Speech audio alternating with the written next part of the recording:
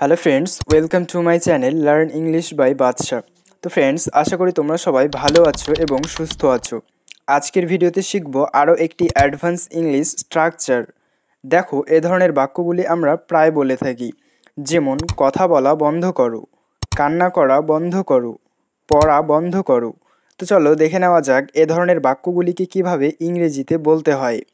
এ ধরনের বাক্যগুলিকে ইংরেজিতে বলতে হলে এর স্ট্রাকচার বা গঠন হবে স্টপ প্লাস ভার্বের সাথে আইএনজি। স্টপ প্লাস ভার্বের সাথে আইএনজি। তো চলো এবার কিছু এক্সাম্পল দেখি। প্রথমে রয়েছে কথা বলা বন্ধ করো, কথা বলা বন্ধ করো। তো এটি ইংরেজিতে হবে স্টপ টকিং, স্টপ টকিং। এখানে স্টপ মানে বন্ধ করা এবং টকিং মানে কথা বলা। স্টপ টকিং অর্থাৎ কথা বলা বন্ধ করো। দেখো নেক্সট, পড়া বন্ধ করো, স্টপ রিডিং, স্টপ রিডিং। কান্না করা বন্ধ করো, স্টপ ক্রাইং, স্টপ ক্রাইং।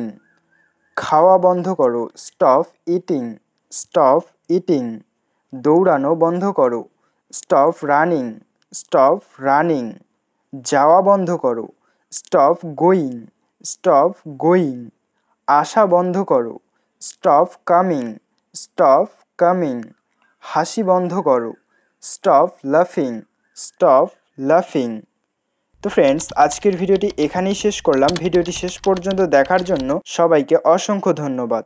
দেখা হচ্ছে নেক্সট ক্লাসে। ততক্ষণে তোমরা সবাই ভালো থেকো, সুস্থ থেকো এবং নিয়মিত ইংরেজি প্র্যাকটিস করতে থাকো।